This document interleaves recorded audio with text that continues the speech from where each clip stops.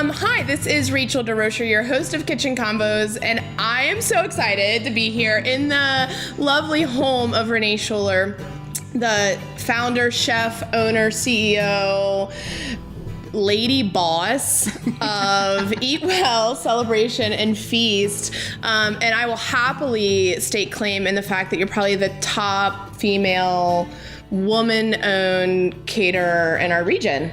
Thank you. Yes. Boom. Let's do this. I did that. I love that I'm here in your house, which is so lovely, with all of the drinks and a plate of bacon. Please, plate o' bacon. So don't mind us if we're happily enjoying food this whole conversation, because Renee's feeding us. That's a kitchen conversation. Hello. Feed the people. Renee, how did you get started in this crazy industry? How did I get started? Professionally? Sure. Okay. I always loved food. I was really the dorky kid we would be at the orthodontist office. Yeah. And my sisters would have 17 magazine and I would have Bon Appetit or Gourmet and I would be very carefully ripping out the recipes and stitching them in my pocket. Can I do this? I don't know, but I'm going to. Yeah. I did. I know. It was so cool. Was your were your mom supportive of you? Hey, Mom, I'm going to try this recipe? Oh, yes. Yeah. Yeah. I used to get up every morning on Saturdays and make donuts for my sister. Well, really what I made was churros. Two bells. But finally they were like, you have to stop. You have to stop making us donuts every weekend. No! This is not good. This is not good for any of us. My kids are going to be so how do we get over to Renee's on the weekends, Mom? I know. And my mom had one of those, it was the 80s and it was when the electric woks, Chinese food and stir fry really started taking off. So so that's what I did is I made churros in a wok. That was my gig on Saturday That is proof that if you have your mind, you can use anything. You can. There's no I need kitchen gadgets. You have to be a gadget person, but I'm I don't think I need a pineapple core. No. Do I? No, that's hence a caterer was born. Literally those are the best. You have to be so resourceful. Yes. You have to be able to heat up plates in a dishwasher. Actually, I have done many things in a dishwasher that probably are not approved. But at any rate, professionally then, I never really thought I didn't think of it as a career. I decided to move to New York after college because I spent a semester there doing because I was a psychology and theater major. Okay. And so I ended up working in the print division at Cunningham Escott DePini. And I was looking through the Black Book one day and I realized that there was a job and it was food styling. And I was like, oh, wow, that would be so cool. I would love that. Absolutely. And, so I took this was before Google. So I would take myself down to Barnes & Noble on my lunch break and get in the magazines and figure out who the food stylists were. And then I literally would find their phone number and be like, hi, my name is Renee Schuler and I want to do your job. And so then they were like, well, you have to go to cooking school. So then I went to cooking school. And I started catering because my dad said, you have some money left in your education account to pay for school, but you have to pay for your lease and your expenses and all that kind of stuff. So started catering and I started as a server, because that's the experience that I had. No one would hire you in the kitchen. And then I actually was on the subway on the way home to Brooklyn one night, really late. And I was sitting catty corner to a guy. And I, was just kind of eyeballing his paperwork. And the top of it had the logo was Bobby Flay Catering. And I was like, wait a minute. I think that we can do something with this.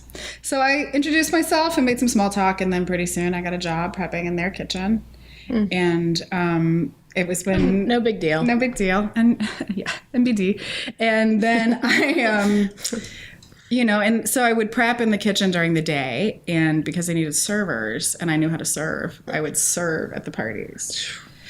And so pretty much your whole life, there's been no lack of determination.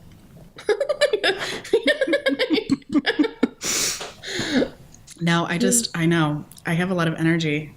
So That's how we get it done, though, right? I feel like I really couldn't do anything else because I would never, I don't use up enough energy doing other I understand things. that. So when did you move back to Cincinnati? I was Northern in New York. Kentucky? Yeah, I stayed in New York for about 5 years. Okay. And I moved back in 2000. Okay. And I worked for 3 years at Murphy Ridge Inn out in Adams County. Yep. And that was because our next door neighbors growing up, they used to go out to Murphy Ridge all the time. And when she found out I was thinking about moving home, she's like, I'd really like you to meet these two people. And so you worked in the kitchen there? Mm-hmm. Head chef there? Executive chef, yes. Okay. And it was it's a small inn. Yeah. At the time when I first started, they had just had a 10-room inn, but the restaurant was open to the public. So, during the week we were doing like 30 to 40 covers. And then on Fridays and Saturdays, we would do like 60 to 100 covers. Yep. And it was kind of a one-woman show.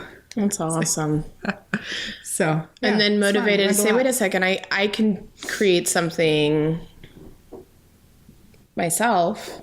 Yeah, it really let me test out my leadership legs. I think that's so important. One, leadership isn't for everyone, but I think it's like such a good topic to talk about, is that it's okay that it like takes us time, and like we can try out new ways, or like all the tools to build our confidence to say, wait a second, I think I can do it now. Yeah. I just remember my mom when I was a kid, she kept telling me not to be so bossy. You're like, I'm made for great things, Mom. So then I was like, well, except this is how you get done. I'm kind of good at being bossy. So what year did Eat Well start then? Well, officially, we got our letter from the federal government with our EIN number. Yes. Was dated September 12th of 2005. But I had been doing parties as Eat Well for about a year prior to that. Getting your feet wet. November of 2004. Yeah. So, which I think is good. I think that, and when we talk about like the incubator folks and we have conversations, like sometimes you just have to start. Like there's so many barriers. Yeah. Right? And there's so many little pieces of paper, and we want all of them. And sometimes you just start. I mean, I always tell people, I was recently very fortunate to be selected to be a judge for the Big Pitch. Yeah. Which is a big honor for me. Absolutely. And I was reading a lot of business plans. And I always, I tell people like there's not one way to start a business. Yeah. There are many ways. I never had a business plan for Eat Well. I had a plan for the cafe. Yes. But not for Eat Well. And it was because like, really, I feel like you need a business plan if you're trying to get money out of people, then you definitely need a business plan. And my brain doesn't think in business plans. No, neither does mine. It was really hard for me to write it and not like... It's actually like, we talked earlier about like pushing the semi-truck uphill barefoot full of boulders. Like that's a business plan for me. Because I'm just like, I don't know. I know. Like how the heck would I know the projected? I mean, so then you sit down and you just kind of try to guesstimate. I'm certainly better at it now than I would have been at the beginning. But it was really, a catering business is a great business to kind of start organically because you just, when you have work, you're going to get paid. And when we had work, I would buy more stuff. I would, more equipment, all that kind of stuff. And then when we didn't have work, I wouldn't. So that way I didn't rack up a lot of bills. Yep. And, I could pay people from the beginning. I've always paid myself. So, let's talk about maybe that. Not a lot, but that's critical conversation. And that's something I lost sight of when I started Grateful Grams, is that I don't think it was a worth thing. I think I was scared, which is so right? Like, cause there's so many emotions. Everything has to go back in it, right? Like keep building it. And we did it so hard in the sense of like, I started with $1,000. I had no business plan. I had a 5-month-old baby strapped to my back. And I was just like, I believe in what I'm doing. I'm just going to keep doing it. I don't regret it. Now here we are 8.5 years in and zero debt, zero investors, but years in and you're like, wait, how do I put myself on payroll now? Right? Like that's exactly right. And somebody said, even if it's like, I'm just going to give myself $5 a week. Like I think from the outside, I see people and it's not your corporate salaried paycheck. Right? If it's $5 or if it's $500, it's something to say your time is a value. Right. Rhonda from Arnold's, we talked to her. She said that she used to write herself checks. Wouldn't cash them, but every time there was payroll, she would write herself a paycheck as, no, I've just busted my tail and I deserve to be paid too. Yeah. So anyway, I just think that's it is a fascinating, there's definitely a lot of psychology behind it. Yeah. I mean, it is hard. I do think there is a little bit of guilt too associated when you pay yourself, especially when maybe you're paying yourself more than you're paying other people, or maybe you worked 42 hours and they worked 43 hours and you think, well, but at the same time, when I first started, one of my mentors said, you pay yourself from the, and yes, agreed. Like if you don't have the money, it's $5, it's an IOU, it's whatever it is. But like eventually you're going to need to pay someone else to do what you're doing. And what would you have to pay them? And if you don't structure it so that you have money for them. That's such good insight. No, it's absolutely true. Then you won't be able to hire anybody. Because we went through then all of a sudden the growing pain of hiring a team, hiring someone to do the production. And I was like, what? Wait. How much money do you want? It's worth that? Really? It's just cookies. Stop it. We're in it for the gratitude, people. Renee made us Bloody Mary, so who knows where we're going to go today, you guys. I'm just saying it right now, and they're really delicious. So excuse me as I just keep fodling with my olives. Is that a word, fodling? It is now. It is, yeah. Kelly said yes. Own it. I was listening to a podcast, and they said that they just make up a word, like... just claim it. But like, don't back down. Say the word and then go. Yeah. Confidence is the key. That's it. So what does Eat Well do? What does Eat Well do? We are in the business of providing experience. Yes. Culinary experience. Okay. So good. So many people would like to say, well, you're a caterer. Yes, that is true. Sure. Physically, that is what I do. Yep. However, my mantra is never underestimate the power of good food. I really firmly believe that, no matter, like, if you are, you may be hosting a wedding. We do have a lot of weddings. Yeah. Well, the importance of that meal is... It's the first meal as husband and wife. Forever. It's your first time entertaining all your family and friends. You know, it's like, yes, and it's a memory forever in so many ways. So it's really important. And if the food is bad or cold or there's not enough of it, people are uncomfortable. And uncomfortable people are unhappy people, and unhappy people leave.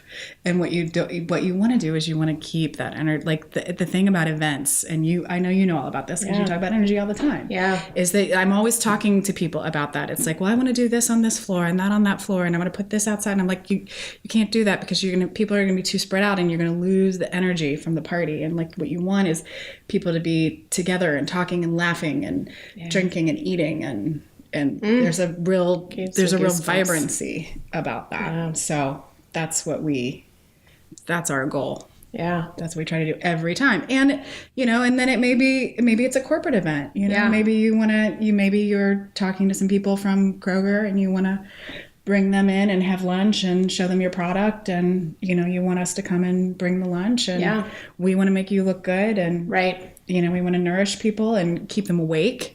You can't sit down and have a big vat of lasagna for lunch and then try to make it through a 3-hour meeting. Like that's just... So it's the whole, and I love that because it's mind, body, spirit in that sense, isn't it? Like, And we lose sight of that because you're right, we power through. Yes.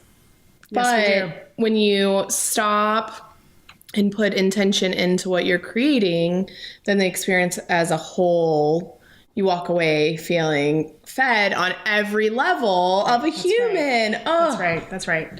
So we work a lot. I work a lot when I do menu creation. I work a lot in color.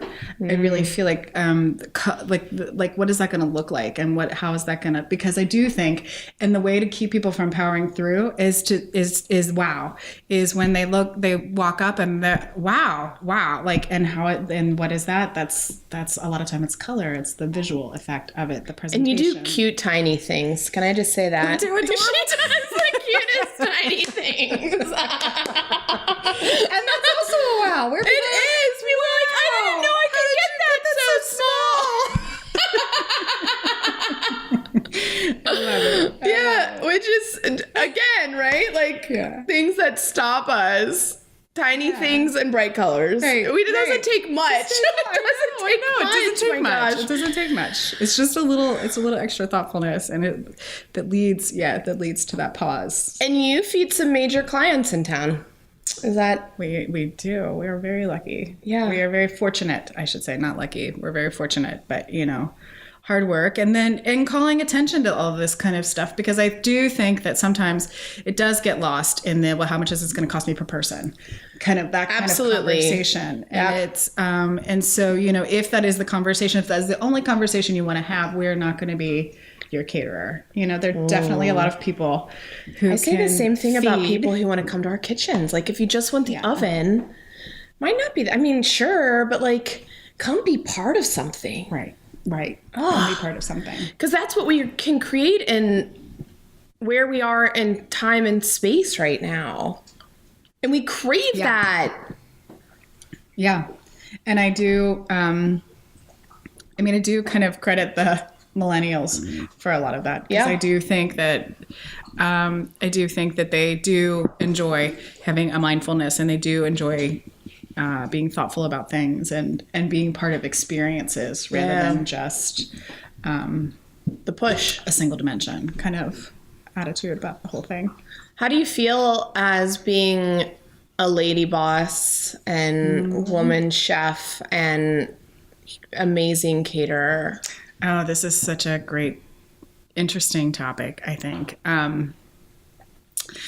Well, let me start first. It's real tough to be a lady chef. That's what I say. I mean, it's tough because I like to wear makeup, and I don't necessarily, like, most of the time I do wear my hair up, but mascara and hot ovens do not mix well. What's wrong with Renee? These guys now are coming to work and they're like never shaving ever again. Yeah. And I'm like, wow, that must be real nice. Like, not to. Yeah. Yes. So there are definitely challenges with that, but it's a lot of fun because it's a little more unexpected to be a lady chef, and also to not be in pastry, which a lot of us lady chefs do tend to gravitate toward taking nothing away from the very demanding and creative pastry world. No, I agreed, but it's something like it's a different dynamic and dimension. It is. Yeah, it is. It's a different dynamic. So that's a lot of fun. Being a lady boss, I really think, like I said, that about my mom, but I do think women lead differently than men do, and I think. Not always. Yeah. But I love being a lady boss. I am more nurturing than most bosses probably would be. And I also am a student of the Enneagram. Yes. I am a 9. Oh. And so I do hold a really big space for all kinds of perspectives and all kinds of people. And so, something that that's where I do think the company works really well, because we have all different kinds of people and we just mix it all up. So you have to tell us a little bit more. What's the Enneagram? The Enneagram is, well, I was like I said, I was a psychology major. Yeah. So like, I really love thinking about that. I like thinking in general, and I love thinking about personality and the motivation of behavior and why people act and react the way that they do. The Enneagram breaks down into 9 personality types, and the basis is that your greatest strength, it also can be your biggest weakness, because if you rely on it too much, then you're relying on it too much. You need to be more balanced. It's all about balance. It is all about balance, and it's about being aware of the tools to understand why people do what they do. Yes. Right? And that's what the Enneagram also is about. It's about the fact that you can't just change behavior, that it is what you need to do is understand the motivation behind the behavior, and then you can get to the root. I think I'm a 6. I had all these people tell me I was a number. So then I did like 17 tests. Google it. You can there's tons of free tests. There's tons of paid tests. Tests, yes. Get the book. It's a great book. It is. A lot of great books, but yes, the original Enneagram book is really a great book. Then I think I was a 6. I would imagine that you, just from what I know about you, I would probably say that you're a 7. But, however, Denny Tato. Excuse us while we take a test break. We'll be back.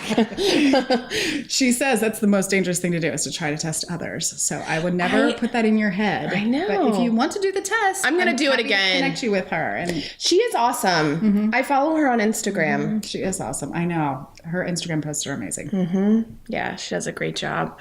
No, but I think that is something that I admire about any leader.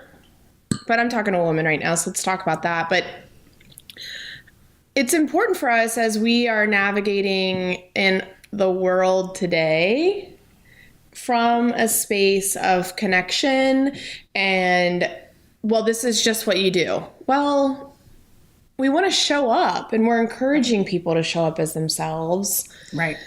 When you really, to me, at the end of the day, I just want to get the best out of people. So I want to be able to give them what they need to do their best. Yeah. And that's and not money aside. Yeah. What do you need? Money aside. Money aside. Yeah. I think one of the most important things as a boss, one of the most important things that I do every day is I walk through, when I get there in the morning, I walk through the entire facility. I say good morning to everybody. I lay my hand on them. Make sure that they have connection, some touch, and then I sit, and I am aware of what's going on in their lives, and make sure that I know, oh, my kid is sick from school and blah blah blah. I'm really sorry, let's try to get you out of here a little earlier today so you can get home.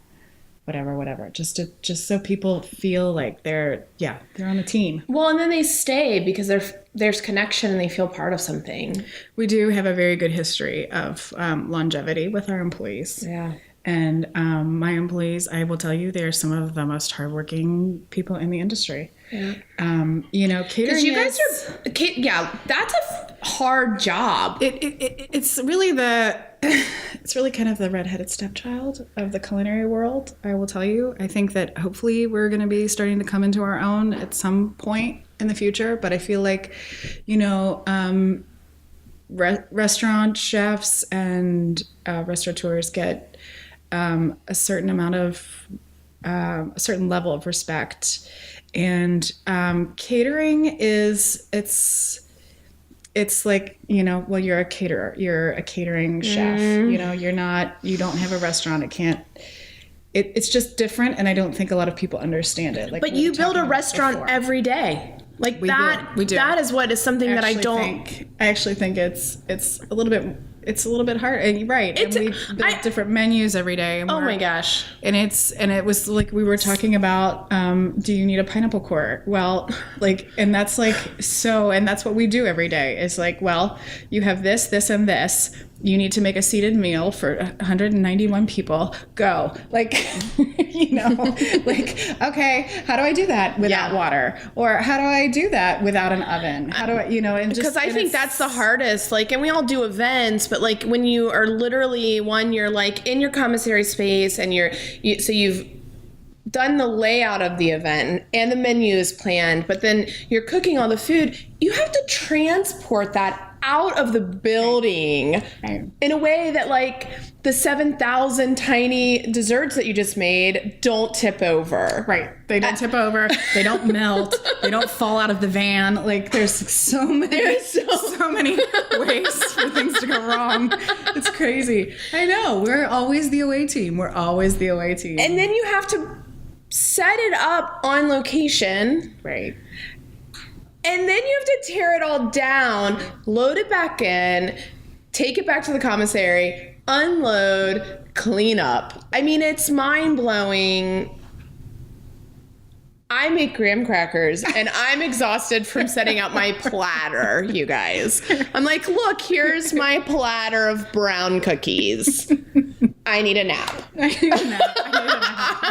It would suck for you. No, but like, right? It's there's a lot of adrenaline. I mean, it's and granted, the events are impactful, and so there is all of this emotion tied into the experience, which is the driving force, right? So you've got this team who's supportive and like they love that. Yeah. Because you love that. Yeah. Right? It comes across top down.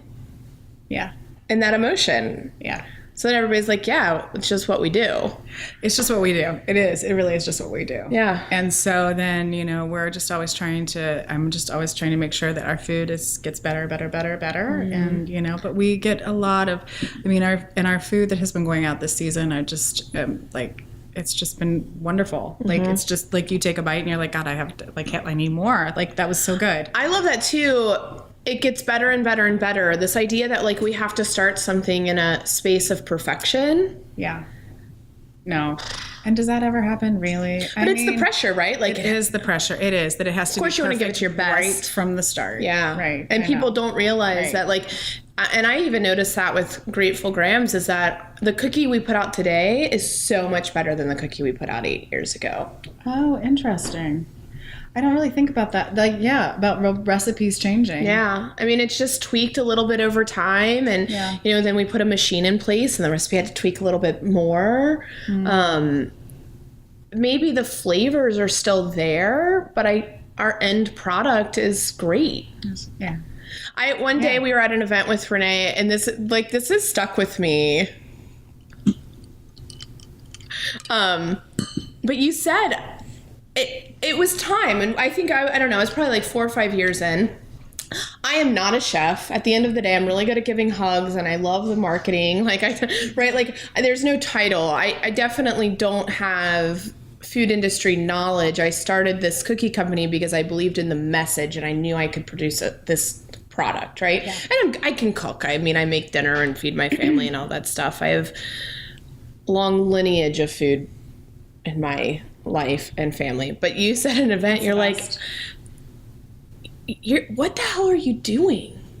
Do you remember this? Probably not. But you're like, not like in a negative. No, it was not negative. It was so enlightening because it was eye-opening for me. It was like, you like came on the scene as this like girl that was going to make a vegan graham cracker. And you were like, we were all a little perplexed. And I just think that because I always just owned that, and I was like, yeah, I think I did do that. But it was definitely not a negative because like I go to these events and I'm in such admiration of like all these people because I'm like, I am so not as cool as you guys, but I'll hang out and drink your Bloody Mary any day. But I think that's it, right? Like we as makers keep showing up. We keep getting a little bit better, and we keep telling whatever story that needs to be told to say, no, I'm still here. I'm creating really incredible things. Yeah. That's still years later, I'm like, I'm just this like crazy lady that thought she should make graham crackers. I don't know. Sorry, that was my pivot. I just pivoted, and I'm still here. My gosh. We'll talk about determination. I mean, that's a lot. I mean, retail it's a whole other beast. I think that's it's so true. We have all of these things, and it's easy to see like the restaurants, right? Yeah. Because it's a different experience, but there's so many people in our region right now making incredible food. Yes. In all aspects. It's true. So That's true. the producers to the farmers to the mixologists to the caterers to the chefs to the Right. pastry. Do you have a favorite? Like, is there something that you just love what you make? You could eat it every day. Besides bacon. Honestly, yeah, I do love bacon. Honestly, it would probably be chocolate chip cookies. I mean, like literally, I started making those when I was like in the womb. I used to make them. My friend Ellen and I used to make. We would. She had 2 much younger stepsisters. Yeah. That we would babysit. I mean, we were such dorks, and so we would make chocolate chip cookies. And like, it's just, if they were healthy, it would really be the only thing I would ever eat. Oh. I mean, isn't that? I mean, I do love. I love so much of the food that we make. It's all Sure, It's really all good, but I really love our chocolate chip cookies. Now I'm have I ever had one of those? Yeah, chocolate chip cookie. You can't beat a chocolate chip cookie though, because like talking about it's all the feelings. It is. It's very, and they're actually harder to make than you think that they are. Good ones.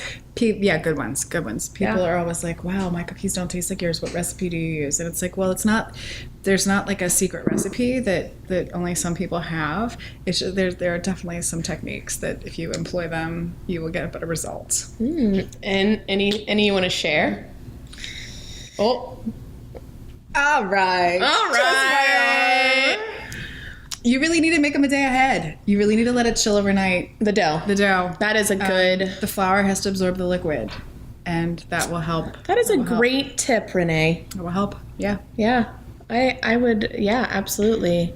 That was a good right to it. Yeah, that's the only one you're getting though. Yeah. Sorry. Now you have to order. We're all gonna call and try and be like, excuse me, can we order 12 dozen? We just want chocolate chip cookies. That's all. Yeah. Let's see. And then I mean, I just like trying to pick one thing is so hard. But that captures say, all the gamut of emotions. It does. And I will say, if I had to choose, like if you said you can only eat one other eat well thing for the rest of your life, I probably would go with our little mini burgers because they're just tiny. I mean, we get ground chuck from Bob at Eckerlin's, and he grinds it for us fresh. It's awesome. On the day that we're making them, and we use cast iron grills at the kitchen, and we make our own buns, and then you have American cheese and a Cornichon and special sauce. Like, oh, okay, just whipping up our own buns over here, right? Jeez. I got Russ, my bun man. Russ makes perfect tiny buns. I tell him all the time, you got great buns, Russ.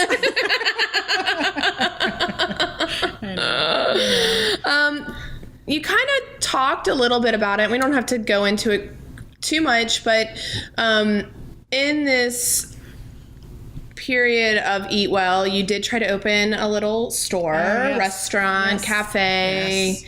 Yes. How was that experience as a whole? Are you today and this right now, are you proud that you tried that? Yes, definitely. Definitely proud that I tried it. Yeah. And creating it was really very, it was really hard.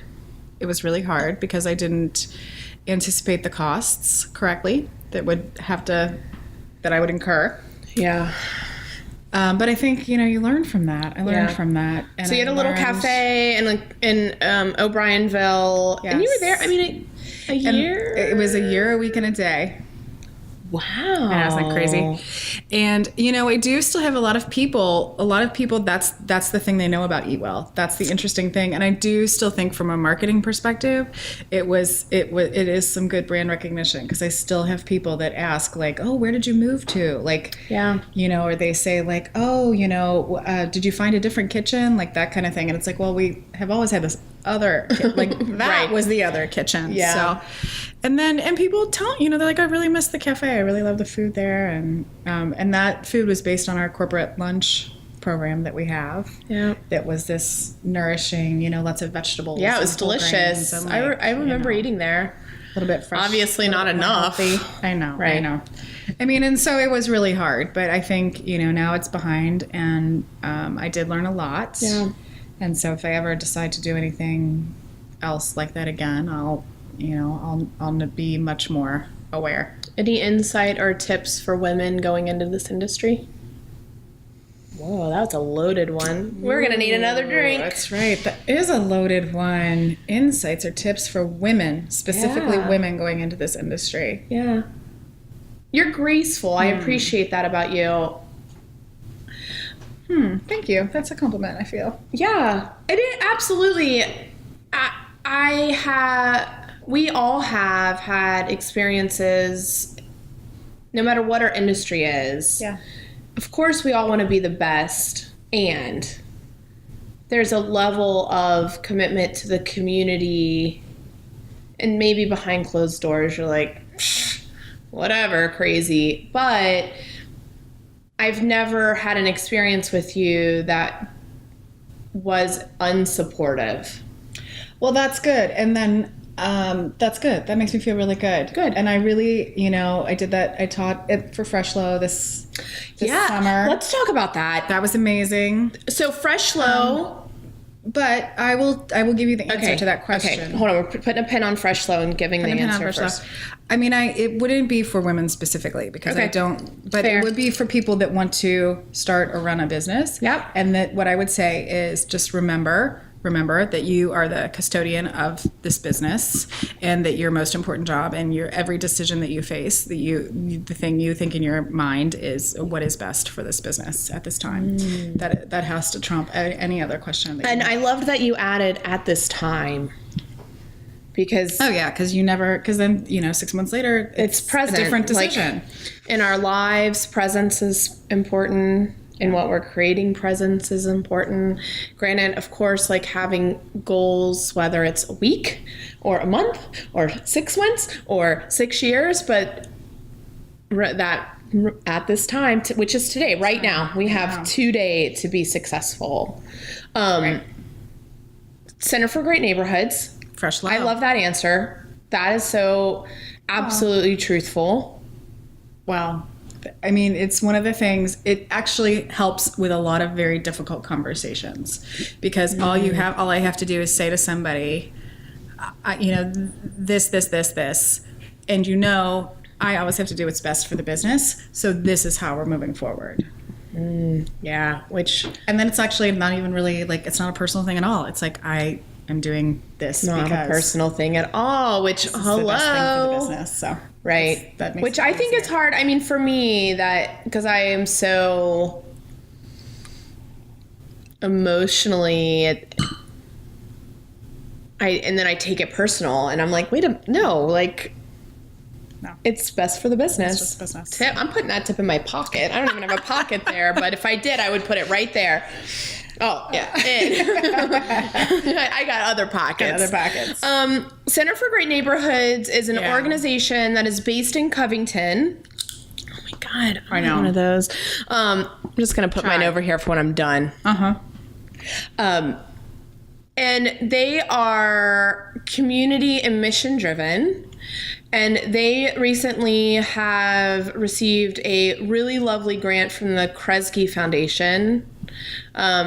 Center for Great Neighborhoods has also sponsored the Good People Festival for like the last 3 or 4 years. So I appreciate their, and it's crazy because it's Covington based. It is a Covington based program. Yeah, it's amazing. So recently with this Freshlow program, what's the basis behind it? So the Freshlow program, as I understand it, and Terry, I apologize if I get something wrong, but really was a program to take food business entrepreneurs through a series of courses just to give them a little bit of like kind of the lay of the land. And particularly food businesses that may have a challenge to typical entry into the marketplace. Such as we have Ibtisam, who is a Syrian. Yeah. I don't know if we technically consider her a refugee. I don't know what her, but she had a catering business in Syria, and she would like to start a catering business in America, in her new homeland. And so it's been really, really, really rewarding, like working with her and with all of the people that went through the program this summer. It's been really awesome to watch them and to be able to So it's part give them some education, tools. it's part like breaking some barriers down, helping the barrier to entry be a little more of ease. Yes, and then they have their pilot programs. Okay. So this is the Center for Great Neighborhoods putting a little bit of money behind, if they have a food product that they want, that the center will help them get a space at a couple of farmers markets and kind of sponsor that, or That's so great. help them do a pop-up or help them put on an event so that they can go through all of that experience and then they can from there kind of keep growing and keep. I love building their that. business. I'm so glad to see you in that too. Oh, again, it was a big honor. I was thrilled to be asked. And I do feel, to your point, like, especially a lot of us in food businesses, we just kind of pull up our bootstraps and get to work and do it. Yeah. And, I am not a business person. So when I had to talk about balance sheets and P&Ls and health insurance and all of this kind of stuff, it's like, you need a little bit of, kind of look at people and you're like, I don't, can you just break this down a little bit more for me? Yeah, and I think that one of the conversations that I try to have consistently is that you can't know how to do everything. Right. And this idea, especially in the beginning, where you, in a way, you have to know how to do everything, or at least bleep it, in that sense of you can't hire everything out that you don't know. Right. In the beginning. Not in the beginning. That's right. That's right. But there's people, if you're willing to say, hey, I don't know how to do this. Yeah. Do you know somebody? Can you help me just solve this 1/10 of the problem? Because if that 1/10 is solved, so get out of your own way, ask for help. But us as leaders in this industry to say, that's not what I'm great at. I can help you here, but we're going to bring in Sally Ann to help you here. Right. You need a logo. Well, I'm not going to design that for you, but here's Right.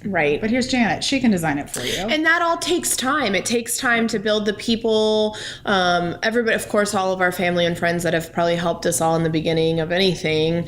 But yeah, I think that's just like a critical piece. So, wow. I'm so glad to catch up with you. No, we covered so much territory today. And we drank all the drinks. We drank all the drinks. Which we didn't quite get to the chocolate espresso banana bread. Well, the party's just getting started. I know, right? Renee, what are you grateful for? I'm grateful for you. I really am. And I told you this before, like, I know when I get your Instagram they're just wonderful. So keep giving back to all of us. I appreciate it. Thank you so much. That means a lot to me. I'm grateful for Bloody Marys and bacon and some coffee too. I mean, whatever. I'm grateful Monday. for on a Monday. Come on. My week is going to rock. If you start Mondays out like this, it is guaranteed to be the best weeks ever. Noted. It's going to be the best. I'm grateful for these conversations and just being able to talk to my friends in a way that allows us all to dive a little bit deeper and talk about this community and these passions so much. Yeah. So it's an honor to be here in your house and in your kitchen with an amazing team helping us capture these conversations and stories. I'm your host, Rachel DesRochers. Thanks so much for being here with us this week, and we'll see you soon.